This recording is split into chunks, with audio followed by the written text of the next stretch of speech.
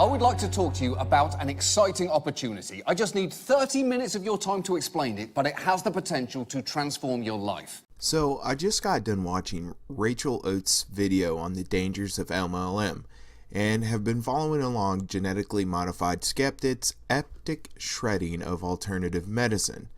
I thought I'd add my 2 cents about multi-level marketing and give a different perspective. I have started a company from scratch and sold it at a profit. It is still operating as we speak. I'll get into more of that later. I also used to sell rainbow cleaning systems, and my wife has been involved with multi-level marketing herself. I have first-hand experience of running a real business and being my own boss. It's not fucking fun, and neither is multi-level marketing. So, a little bit about me. I have a minor in business, with most of my classes I took being in marketing and advertisement. I created my own clothing company back in 2014 while working as a night manager at Gold's Gym. A lot of life-changing things happened at this point in my life, and I really wanted to experience the American dream I had heard so much about. What's the American dream? Well, there's the one that is told to you, and then there's the one that truly represents the American dream. Both have one thing in common: freedom. But this is the end to their similarities. Thing with MLMs, they make it sound appealing. They make it sound like you're going to be this independent business person who's going to work their own hours and do their own thing and make their own money. And that's how MLMs get you. They suck you in when you're vulnerable, maybe when you've lost a job, maybe when you're short on money, maybe when you're in debt. The American dream most people talk about is the freedom of upward mobility, the ability to own the fruits of your labor. I call this the false American dream. This freedom comes with earning a lot of money through your labor. You start off as a store checkout rep and work your way up to being the CEO. By earning more money, you're able to afford more things and do more stuff. But you work the same amount of time, and if you don't have a lot of vacation, you can't really spend the money you are making or enjoy the things you bought with your money. You basically sell your labor to someone for a pre-negotiated price. No matter how hard you work or how efficient you are, you don't get paid anymore, unless you have sales incentives. You are told when, where, and what you will do while you're at work. Then comes the next level of freedom, being your own boss, starting a business and making your own hours. This still falls into the false American dream being told.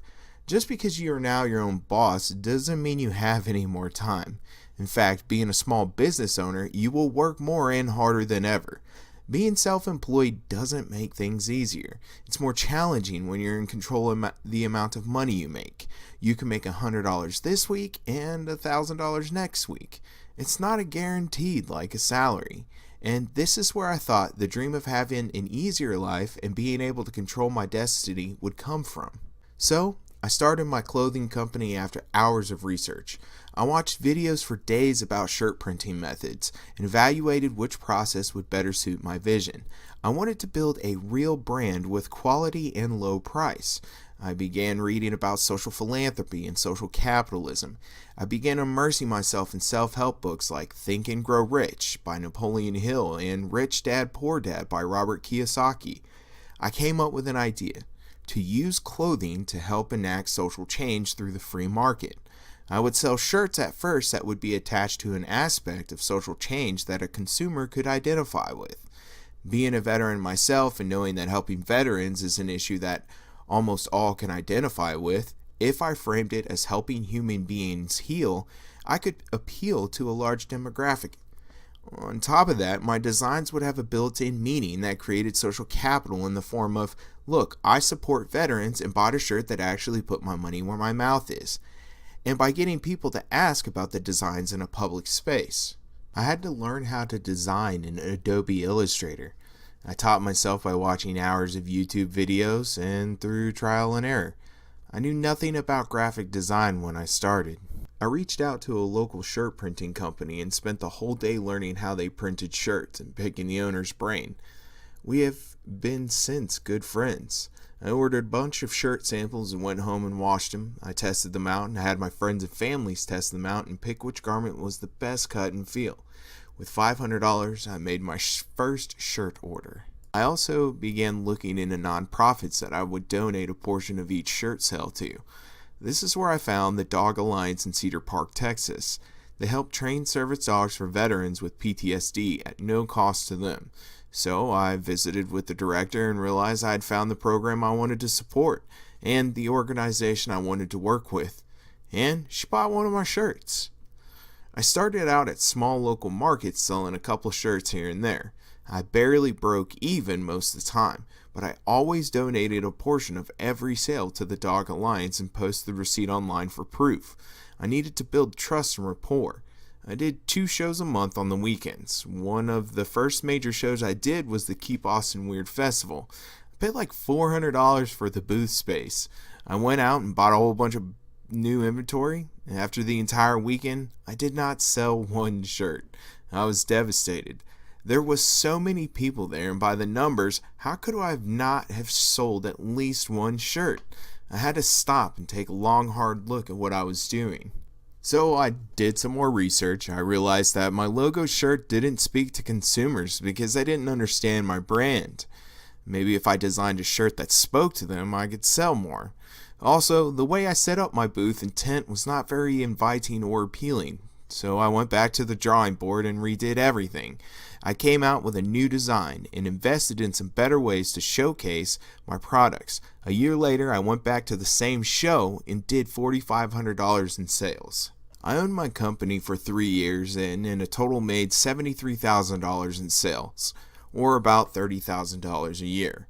I donated over $6,000 to help veterans and was an advocate for that program. I wanted to help veterans find a resource that could save their life and their families, but I was about to graduate college and have another baby. I didn't have the proper time nor energy to invest in my company, so I decided to sell it. I sold it for $500 to another veteran. I wanted to sell it for a low price because I wasn't trying to nickel and dime people. I wanted it to continue to help veterans. I had paid off all my debt and liquidated all my inventory. I just wanted to quickly sell it, and any money I made selling it went into my pocket. While running my business, I realized something. That was not the American dream. Don't get me wrong, I had a lot of fun doing it and learned an immense amount, which led me to my current position. However, the American dream isn't actually about the ability to be your own boss and reap the fruits of your labor. It's about creating systems that generate wealth without your labor. Because if you're earning money while not working, then you are truly free to do as you wish.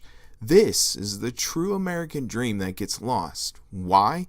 Because it's impossible for everyone to do this with the finite resources we have. Enter multi-level marketing. On its face, multi-level marketing does seem pretty legit. You find a product that you like and you just want to share it with others. I mean, we already do this when we advocate for our favorite restaurant or where we found the best prices for all of our favorite products. We do it all the time. This is something called organic marketing. This is the gold mine for companies because they don't have to spend any money on marketing or advertising. The advertisement comes from an organic source, one that isn't necessarily bought and paid for. Basically, it's word of mouth marketing that is much more beneficial than paid marketing, not only because of the cost, but because personal anecdotes of people you trust hold weight and value. It's sort of like social capital. When you tell someone about something and they go and try it, depending on their experience, you earn social capital with that individual. They will begin to trust your judgment more and give it more weight than paid advertisement or even scientific facts. In the past, companies haven't been able to find a way to make money off of this. They have tried incentives or reward programs. They have tried referral bonuses, but nothing really capitalizes on each individual person's social capital.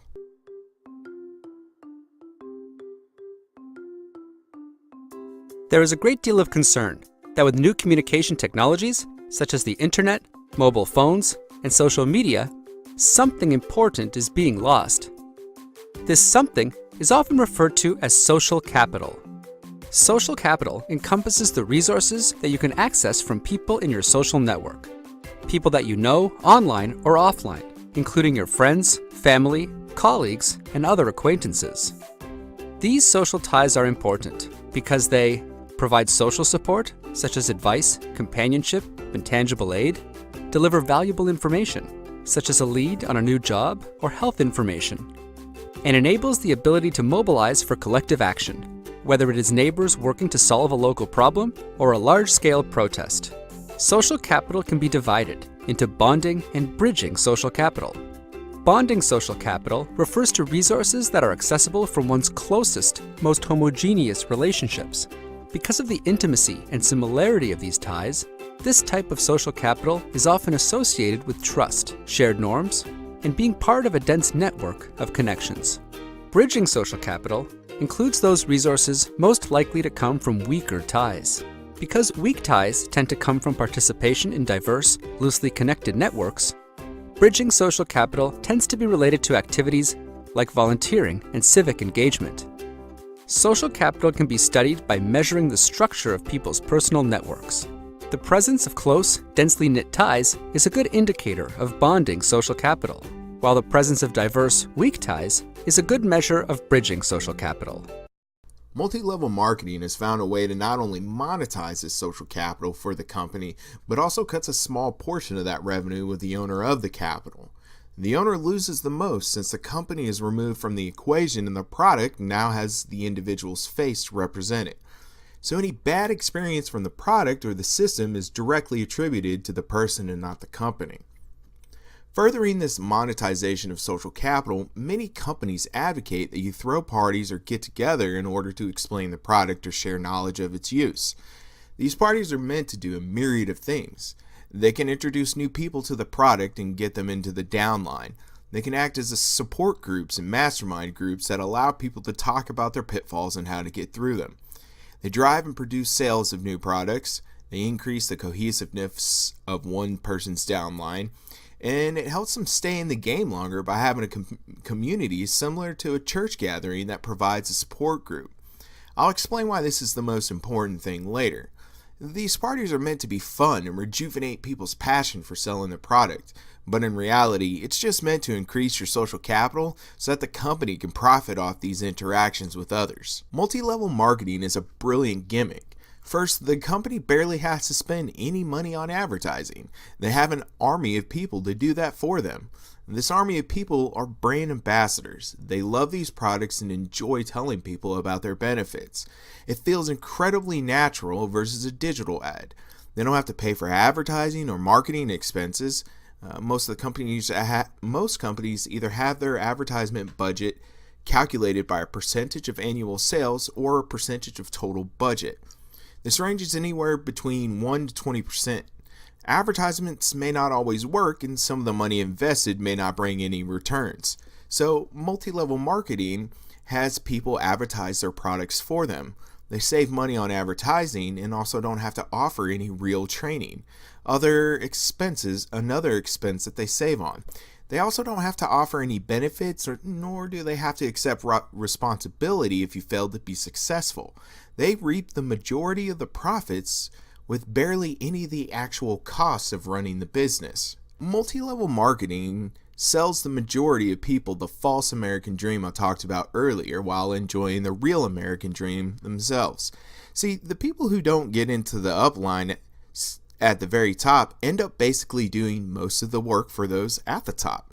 It's almost like a trickle-up structure. Those at the bottom do all the footwork while those at the top reap all the benefits from those that join late. See, in multi-level marketing structures, it's not really about how much or how hard you work, it's where you come into the overall structure. If you came into the line when the company first started, you were in the golden seat. These early investors not only get a top seat, but also get to experience the exponential growth of new products to help boost their downlines. How do these early investors and the founders experience the real American dream? They created a wealth-generating system. They make money even when they are not working. Someone else is doing all the work. They basically use human labor as their wealth-generating asset. You see, the people who think they're going to make a lot of profit selling the items are incredibly mistaken. Selling a product is just a gimmick to get people into the model. Those who are serious know that recruiting people to become sellers and creating teams that do all the work for you is where the real value is. It's not about the product for the founders, it's about the generation of wealth through minimal work.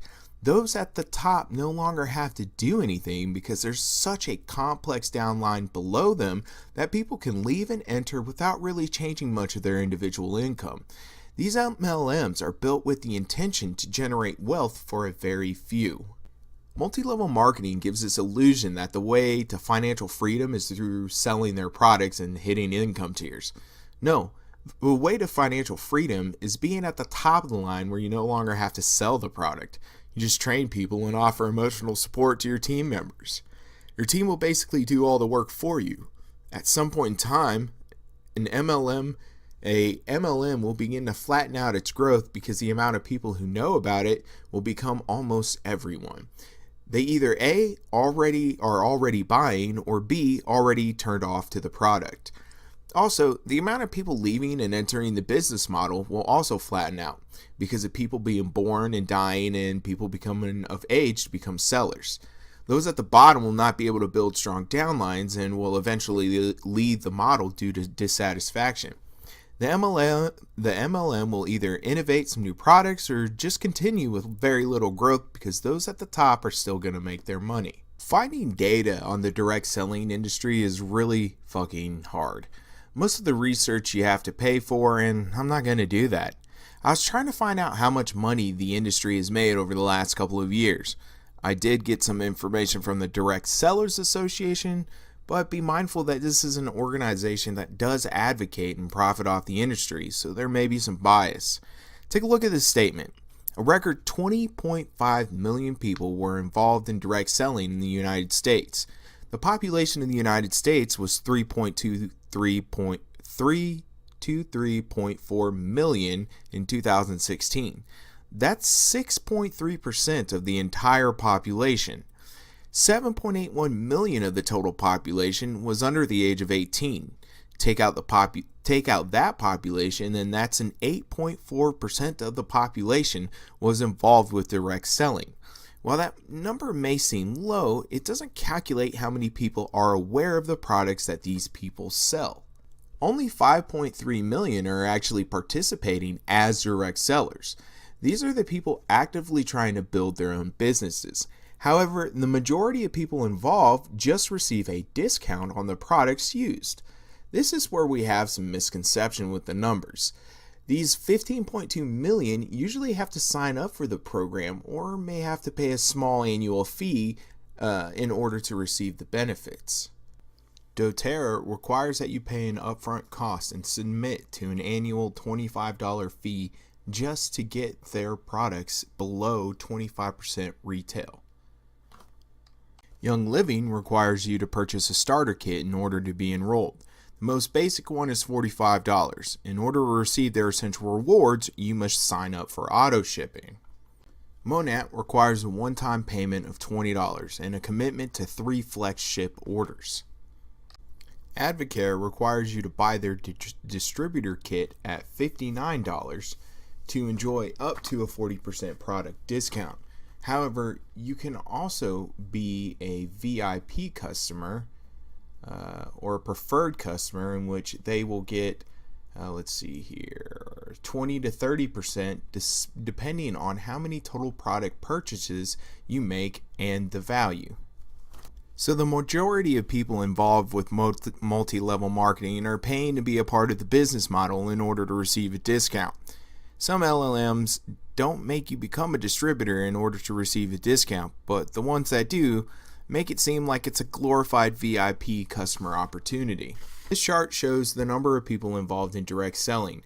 They only break down 2016 for some reason. However, 15.2 million of the 20.5 million are discount customers, while the rest of them are either part-time and very few are full-time business builders. The majority of products sold have been aimed towards the health and wellness sector. Most of these products have not been reviewed by the FDA and the claims they make are anecdotal. What is interesting is that the wellness category is just about the only one that has had growth except for the leisure educational, which are adult toys and lingerie. Most of the people selling are white middle-aged women. This is probably due to the marketing techniques towards women who have kids at home and that have a huge social network. I was part of an MLM that sold rainbow cleaning systems. The product itself is pretty amazing. That's what initially got me hooked. They told me I could earn a free rainbow if I just went and demoed the product for a certain amount of time. I didn't have to sell anything, I just needed to show up and show them what it could do. The cleaning system literally sold itself though. It's an amazing piece of equipment that really does clean better than any conventional vacuum on the market. I earned a huge commission on sales depending on how it was purchased. Cash or credit always got me the most, while financing cut a huge chunk. However, if I sold one rainbow on cash or credit a week, that would get me $500 a sale and more for each one I sold extra during a certain amount of time. I agreed to participate in the program just to earn a free one and some extra money. I really did earn a lot of money, but that's only because I had a pretty big social network and everyone that I showed it to was instantly hooked and had expendable income. They saw the same value that I did in the product. However, once I ran through my own network, I had to rely on getting outside leads. My local office helped me do this, but it was always a waste of time. I had to show up to a stranger's house and demo this machine that took like 3 hours. The biggest hurdle was the cost of the machine. With high commissions come high prices for the product. The system costs about $3,300. That's a huge chunk of change for the average family. You could finance it, but the interest rate was completely ridiculous. It was somewhere around 20%. The rainbow cleaning system had to be demonstrated though inside somebody's home in order for them to see the value. Even people with a $600 Dysons were disgusted with how much dirt and hair was in their home after vacuuming once with the rainbow. So the MLM style approach made sense for this business model. You could recruit people to sell rainbows and build a team to get commissions from the people you brought in. It was set up like an MLM. It didn't leave a bad taste in my mouth, but the product was expensive. It had to be in order to make up for all the house calls you went to and didn't sell anything. Man, I don't miss being a salesman. Does multi-level marketing work? Yes, off the back of many hard-working individuals on the bottom. No, but on a serious note, they only work if you're one of the first ones to join, and that's how it's supposed to work by design. You will never surpass the person that signed you up no matter how hard you work. They will always be higher than you on the upline. Stay away from them. Invest your money somewhere else. Start your own business from the ground up so that you can get all the reward from your hard work. MLMs are gimmicks meant to supplement someone else's lifestyle under the guise of a business model. Don't fall for it. You would be better off just buying one stock of Apple and sitting on it. Thanks for watching, and please subscribe.